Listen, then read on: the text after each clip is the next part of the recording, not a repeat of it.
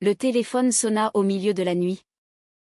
Et quand Sophie décrocha, la voix tremblante de sa mère lui annonça que son père avait fait une crise cardiaque en apprenant sa relation avec une femme, un choc qui la plongea dans un tourbillon de culpabilité insurmontable. Elle se précipita à l'hôpital, les larmes aux yeux, pour découvrir que son père, conservateur invétéré, avait murmuré son nom avec rage avant de sombrer dans le coma, transformant son amour naissant en une malédiction familiale inattendue. Dès lors, Sophie se retrouva piégée entre son cœur et son devoir, ignorant que cette nuit marquerait le début d'une bataille pour son identité. À Paris, l'automne enveloppait la ville d'une douceur trompeuse. Les feuilles jaunies crissaient sous les pas des passants sur les Champs-Élysées, et l'air portait l'odeur sucrée des châtaignes grillées. Sophie, une jeune graphiste de 25 ans, errait seule à la foire d'automne, un événement annuel où les artisans exposaient leurs œuvres sous de grands chapiteaux blancs. Elle avait toujours aimé cet endroit, un havre de créativité au milieu du chaos urbain. Ses cheveux blonds mi-longs dansaient au vent, et ses yeux bleus scrutaient les stands avec une curiosité enfantine. Mais ce jour-là, elle se sentait perdue.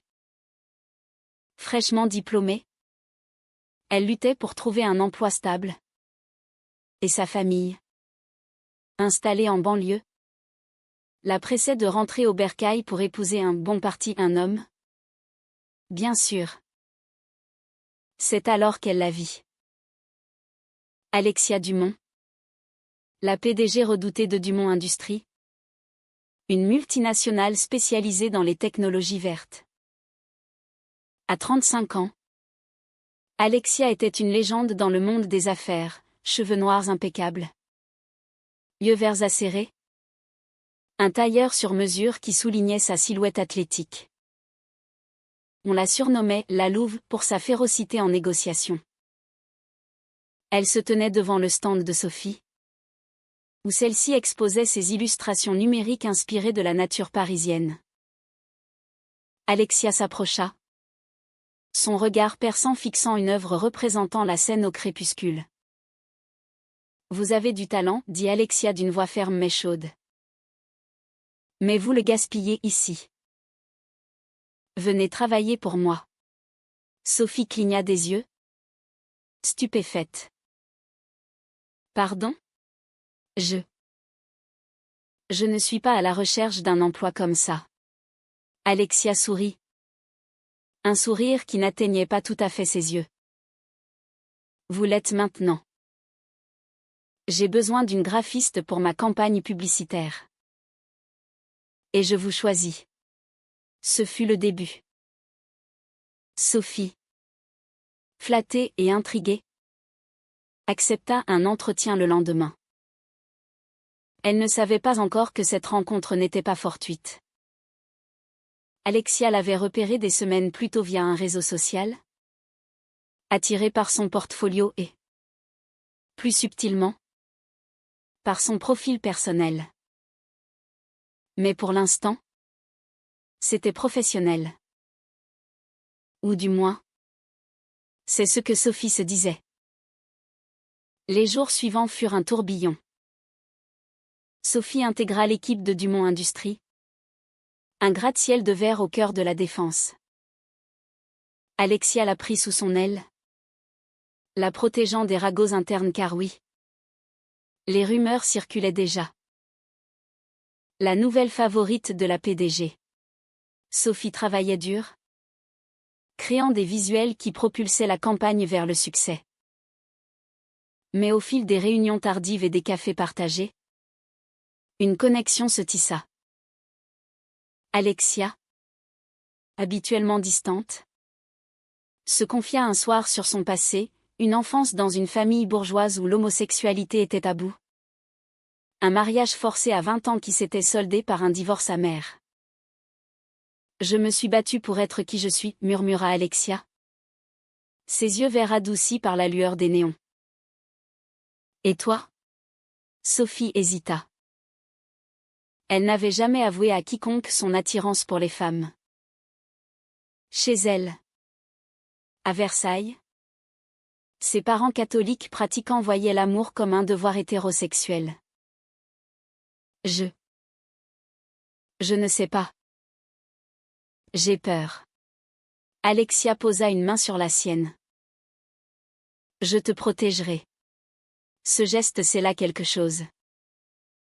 Leur relation évolua en secret, des dîners clandestins dans des bistrots discrets, des promenades le long de la Seine où leurs mains se frôlaient. Sophie se sentait vivante, aimée d'une façon qu'elle n'avait jamais imaginée.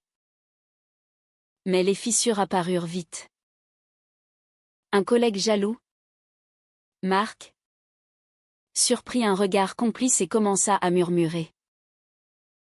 Les parents de Sophie, sentant un changement, la bombardèrent d'appels. Quand vas-tu nous présenter un fiancé? La pression montait.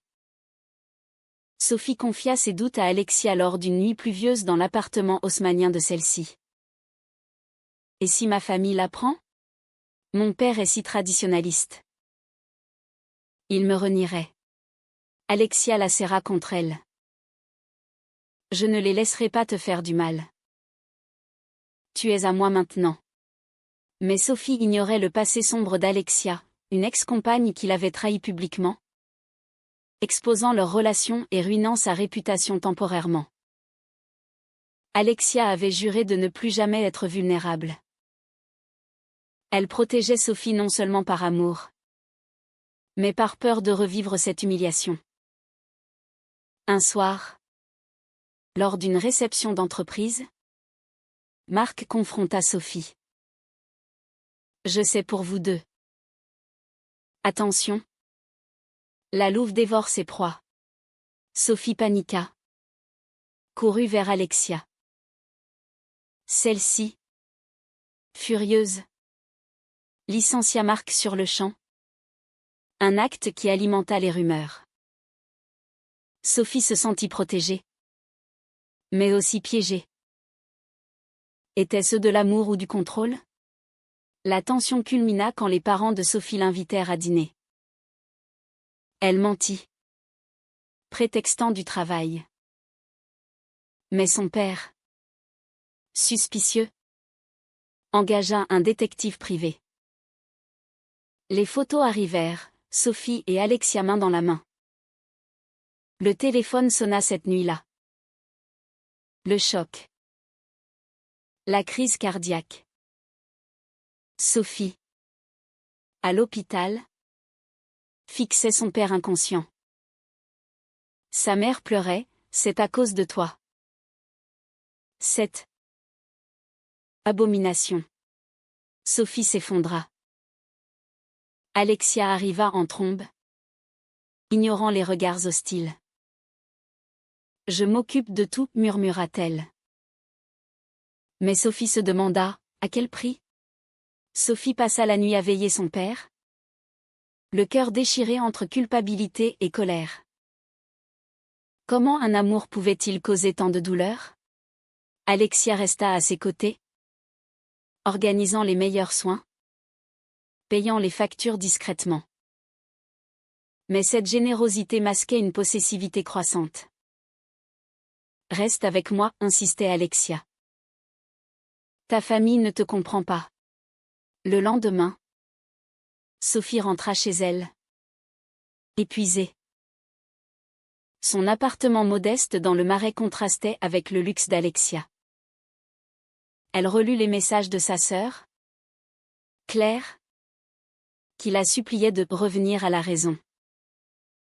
Claire, mariée et mère de 2 enfants, incarnait l'idéal familial. Papa t'aime, mais ça le tue. Pense à nous. Sophie pleura, se remémorant son enfance, les messes du dimanche, les dîners où son père vantait les vertus du mariage traditionnel. Elle avait toujours su, au fond, qu'elle était différente. À l'adolescence, un béguin pour une camarade l'avait terrifiée. Elle l'avait enfoui, datant des garçons pour plaire. Mais avec Alexia, tout avait explosé. Alexia appela. Viens chez moi. On affrontera ça ensemble. Sophie obéit. Trouvant refuge dans les bras de sa compagne. Elles parlèrent des heures. Alexia révéla plus sur son passé, son coming out à 25 ans. Le rejet de ses parents riches qui l'avaient déshérité. J'ai reconstruit tout seul. Et maintenant? Je te protège comme j'aurais voulu l'être. Mais Sophie sentait un malaise. Alexia contrôlait tout, ses horaires, ses appels. C'est pour ton bien, disait-elle. Au bureau, les tensions s'amplifièrent. Une journaliste, alertée par Marc, contacta Sophie pour un article sur les secrets de Dumont Industries. Sophie refusa. Mais la peur s'installa. Alexia, apprenant cela, engagea des avocats pour museler la presse. Personne ne touchera à nous. Sophie admira sa force. Mais douta. Était-ce protection ou manipulation? Elle confia ses tourments à une amie. Léa. Lors d'un café. Léa. Openly lesbienne? Fronça les sourcils. Alexia est puissante? Mais attention. J'ai entendu des rumeurs sur son ex. Qui a fini brisé. Sophie balaya l'idée. Elle-même. Pourtant, les doutes grandirent. Un soir, en fouillant son téléphone, un acte qu'elle regretta aussitôt, elle trouva des messages d'Alexia à son avocat. Surveille Sophie. Assure-toi qu'elle ne craque pas. Blessée. Sophie confronta Alexia. Tu me surveilles? Alexia pâlit. C'est pour nous protéger. Ta famille pourrait te manipuler. La dispute éclata. Sophie hurla. Je ne suis pas une enfant. Alexia pleura. Rare vulnérabilité. J'ai peur de te perdre. Mon ex m'a trahi pour de l'argent. Elle a vendu notre histoire au tabloïd. Sophie s'adoucit. Mais la graine du doute était plantée. Elle rentra chez ses parents pour voir son père, qui se réveillait lentement. Il la regarda avec tristesse. Pourquoi? Ma fille? C'est contre nature. Sophie expliqua. Larmes aux yeux. Je l'aime. Papa. C'est qui je suis. Il tourna la tête. Sors d'ici. Dévastée. Elle appela Alexia, qui accourut. Ensemble, elles affrontèrent la famille.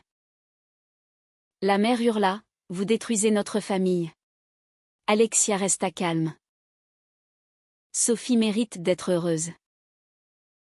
Si vous l'aimez, acceptez-la.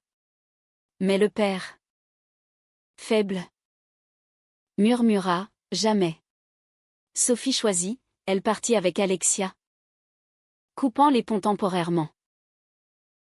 Mais le prix était lourd. Elle perdit son sommeil, hantée par la culpabilité. Au travail, un nouveau défi surgit. Un concurrent, jaloux du succès de Dumont, lança une campagne de diffamation en ligne, insinuant que la PDG favorisait sa maîtresse. Les actions chutèrent. Alexia, furieuse, contre-attaqua légalement. Mais Sophie se sentit responsable. C'est à cause de moi. Alexia la serra. Non. C'est à cause d'eux. Je te protège. Pourtant, Sophie commença à questionner, protégeait-elle vraiment? Où isolait-elle? Elle contacta discrètement l'ex d'Alexia, une femme nommée Emily, via LinkedIn. Emily accepta un rendez-vous secret dans un café de Montmartre. Âgée de 30 ans, elle avait les traits marqués par le stress. Alexia m'a aimé follement. Mais elle voulait tout contrôler. Quand j'ai voulu partir, elle a ruiné ma carrière. Sophie trembla. Elle dit que tu l'as trahi. Émilie rit amèrement. J'ai parlé à la presse pour me défendre. Elle m'avait isolée de mes amis, de ma famille. Fuis tant qu'il est temps. Sophie rentra. Confuse. Alexia l'attendait. Suspicieuse. Où étais-tu? Sophie mentit, une promenade. Mais Alexia savait. Elle avait engagé un détective. La confrontation fut explosive. Tu as vu Émilie? Elle ment. Sophie hurla, tu me suis? C'est de la folie. Alexia s'effondra. Je t'aime tant. Je ne veux pas te perdre. Elles se réconcilièrent dans les larmes. Mais la confiance était ébréchée. Sophie décida de prendre du recul, retournant chez ses parents pour Noël. Là, une surprise, son père, affaibli mais pensif, lui tendit un livre sur l'acceptation LGBTQ+. J'essaie de comprendre. Émue, Sophie pleura. Mais en rentrant, elle trouva Alexia enragée. Tu es allée chez eux sans me le dire? La jalousie explosa. Alexia accusa Sophie de trahison. Ils te laveront le cerveau. Sophie, épuisée, cria, peut-être que c'est toi qui me contrôles. Alexia partit en claquant la porte. Seule, Sophie réalisa le gouffre, l'amour ou la liberté? Les jours suivants furent un vide abyssal. Sophie erra dans Paris, les rues décorées pour Noël accentuant sa solitude. Elle ignora les appels d'Alexia, bloquant son numéro temporairement. Chez ses parents, l'atmosphère s'adoucit légèrement. Son père, encore alité, engagea des conversations maladroites. Je ne comprends pas. Mais je ne veux pas te perdre. Sa mère, plus réticente, murmura, c'est contre nos valeurs. Sophie défendit son identité. L'amour n'a pas de genre. C'est qui je suis. Claire, sa sœur, intervint, pense aux enfants. Que diront-ils de leur tante? Sophie se sentit assiégée.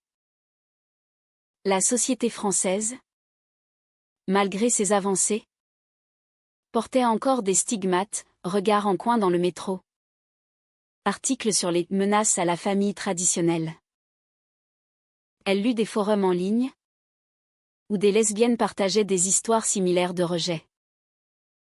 Au travail, l'absence d'Alexia se fit sentir. Elle avait pris un congé, laissant l'entreprise en pilote automatique. Sophie, promue graphiste en chef, géra l'équipe, mais les rumeurs persistaient. Un collègue bienveillant, Julien, la soutint. Ignore-les. Vis ta vie. Mais Sophie doutait. Était-ce une erreur d'avoir choisi Alexia? Elle contacta Léa pour un conseil. Prends du temps pour toi. L'amour ne devrait pas être une prison. Inspirée, Sophie s'inscrivit à un groupe de soutien LGBTQ+ à Paris. Là, elle rencontra des femmes aux histoires poignantes, rejets familiaux, discrimination professionnelle. « 1. » Marie, 28 ans, Partagea, j'ai perdu ma famille, mais gagné ma liberté. Sophie se confia, ma compagne me protège trop. C'est étouffant. Marie hocha la tête. La protection peut devenir contrôle. Réfléchis à ce que tu veux. De son côté, Alexia luttait intérieurement. Seule dans son appartement, elle relisait des lettres de son ex, réalisant ses erreurs passées. Elle consulta un thérapeute pour la première fois. J'ai peur de l'abandon, avoua-t-elle. Je deviens possessive. Le thérapeute conseilla, laissez-la respirer. L'amour vrai libère. Alexia décida de changer. Elle envoya un message à Sophie via un ami commun, je respecte ton espace. Mais je t'aime. Sophie. Touchée. Répondit, j'ai besoin de temps. La réconciliation sembla possible. Mais un événement la bouleversa. Un tabloïd publia un article, la PDG lesbienne et sa jeune muse, scandale chez Dumont. Avec des photos volées. Paniquée, Sophie appela Alexia. C'est Marc? Ou Émilie? Alexia, furieuse, enquêta. C'était un concurrent. Utilisant des infos fuitées. Elle porta plainte. Mais le mal était fait. Les parents de Sophie lurent l'article. Son père rechuta légèrement. Sophie confronta sa famille. C'est ma vie. Acceptez ou perdez-moi. Sa mère pleura, nous t'aimons. Mais ça nous brise. Sophie partit. Cœur lourd. Elle rencontra Alexia dans un parc. Sous la neige légère. On affronte ça ensemble? Alexia acquiesça. Mais je change. Pas de contrôle. Elles se réconcilièrent. Mais les épreuves continuèrent. Au bureau, un actionnaire conservateur exigea le départ de Sophie pour préserver l'image. Alexia refusa, risquant une crise. Sophie, sentant le poids, proposa, je démissionne. Alexia hurla, non. C'est eux qui partent. Elle organisa une conférence de presse, assumant publiquement sa relation. Je suis fière de qui je suis. Et de Sophie. Les médias s'emballèrent. Soutien d'un côté. Haine de l'autre. Sophie reçut des menaces en ligne, la forçant à se cacher. Alexia la protégea, engageant une sécurité. Mais Sophie se sentit prisonnière. C'est trop. Une nuit. Elle s'enfuit chez Léa. Je ne sais plus. Léa conseilla, parle-lui honnêtement. Sophie rentra. Trouvant Alexia effondrée.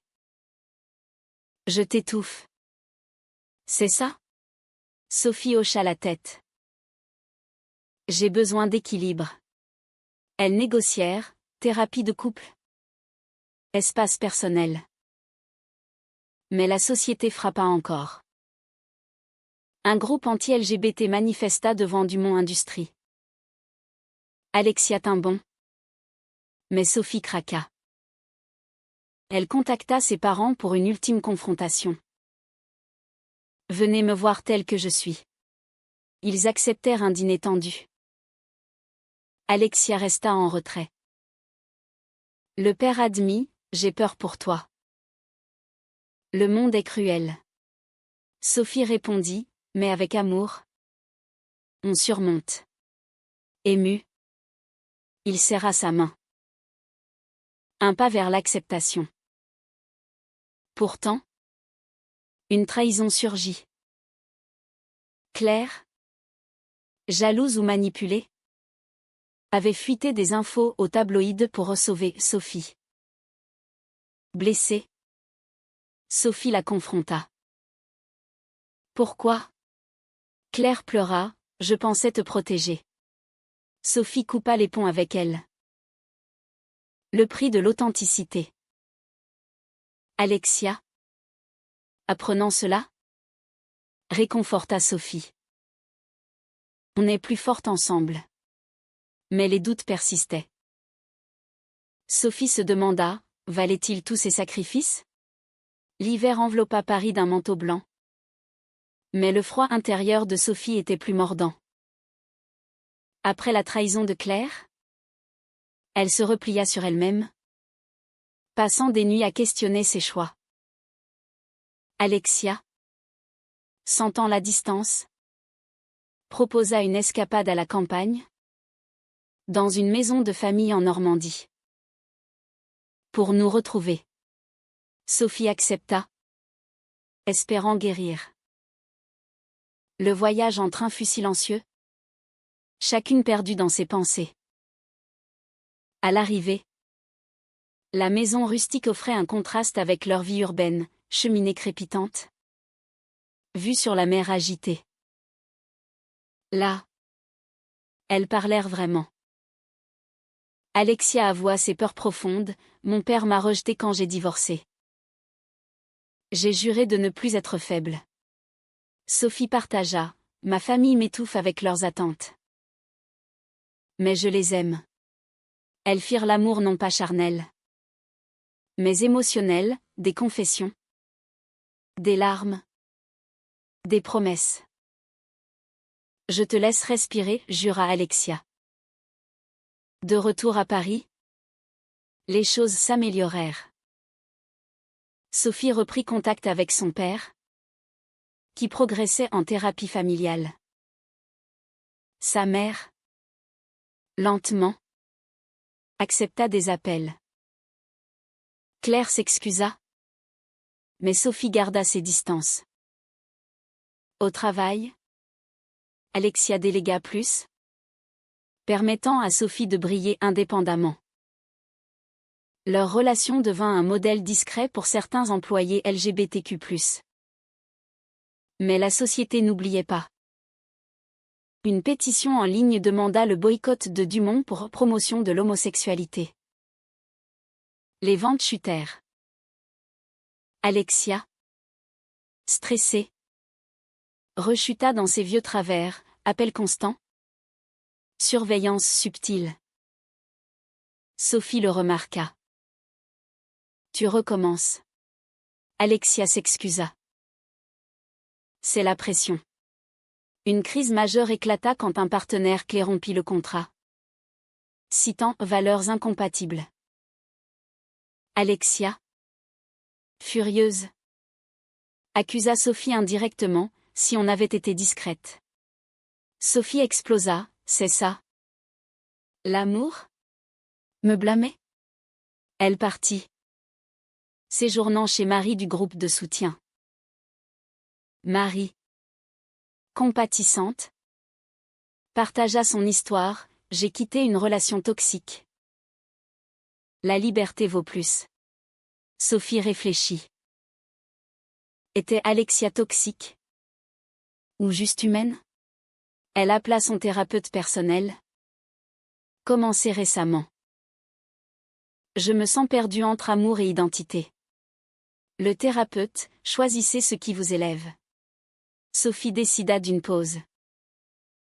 Elle informa Alexia par lettre, j'ai besoin d'espace pour me trouver. Alexia, dévastée, respecta. Elle plongea dans le travail. Mais intérieurement, elle s'effondra. Elle contacta Émilie pour s'excuser enfin. J'ai été possessive. Pardon. Émilie pardonna. Grandit. Sophie. Libre. Explora Paris seule, musée. Café. Nouvelles amitiés. Elle créa une série d'œuvres sur l'identité lesbienne, exposées dans une galerie. Le vernissage attira l'attention, y compris celle d'Alexia, qui vint incognito. Voyant Sophie rayonner, Alexia réalisa son erreur. Elle l'approcha après. Je suis fière de toi. Sans moi.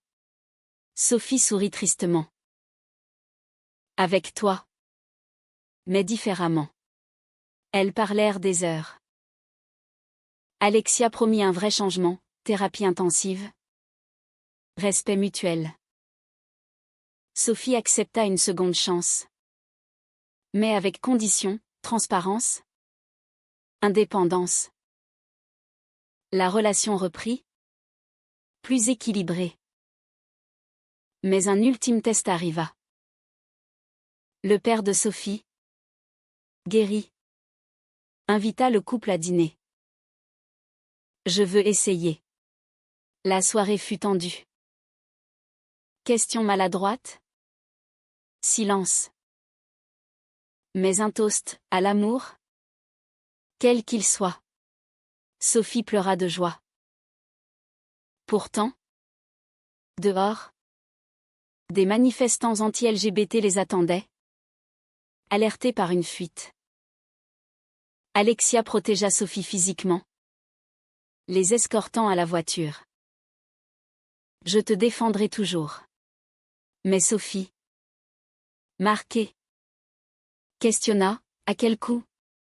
De retour, elles affrontèrent une nouvelle vague de haine en ligne. Sophie, forte, posta un message public, mon amour est valide. Soutien affluèrent, mais aussi menace. Alexia engagea plus de sécurité. Sophie, épuisée, confia, parfois. Je me demande si ça en vaut la peine. Alexia répondit, pour moi? Oui. Pour toi? Sophie choisit, rester. Mais avec vigilance. Les mois passèrent. La société évolua légèrement, loi renforcée contre la discrimination. Dumont rebondit. Avec une campagne pro-diversité.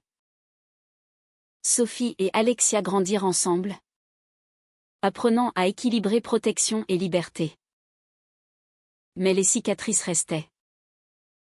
Sophie se demanda souvent, avait-elle fait le bon choix? Le printemps revint à Paris, apportant une renaissance fragile. Sophie et Alexia naviguaient dans une relation renouvelée, marquée par des compromis constants.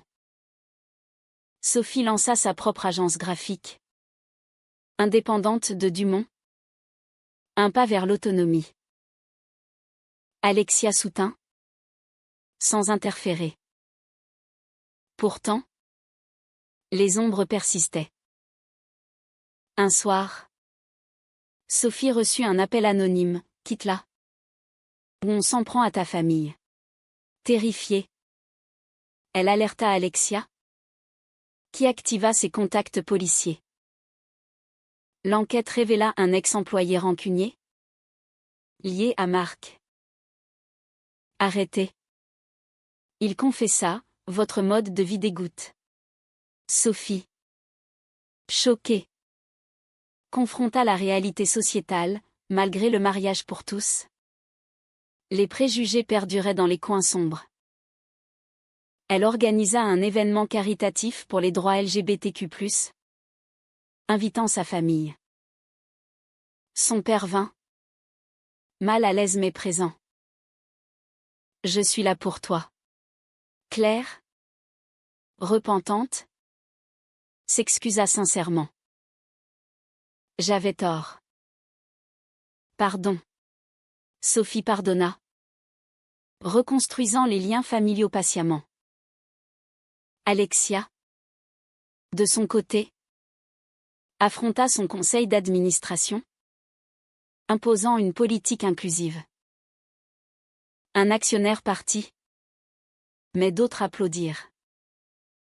Leur vie devint un équilibre précaire, amour passionné, mais teinté de vigilance.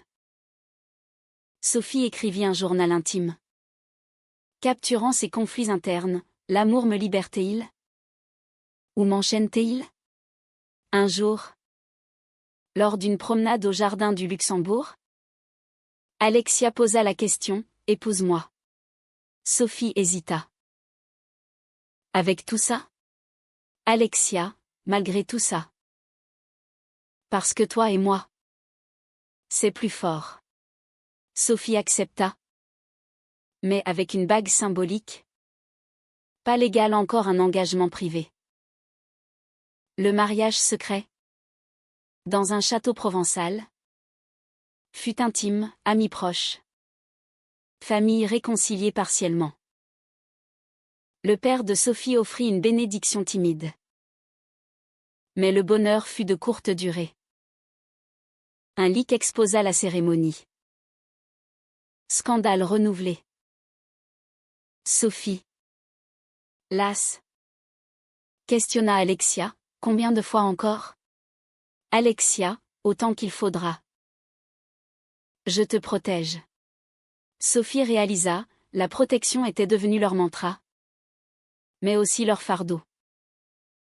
Elle prit une décision audacieuse, publier un livre sur leur histoire? Anonymiser légèrement. Pour inspirer d'autres. Alexia hésita. Craignant l'exposition. Et si ça nous détruit? Sophie, ou nous libère? Le livre sortit. Acclamé par la communauté LGBTQ+. Critiqué par les conservateurs. Interviews suivirent, exposant leur vulnérabilité.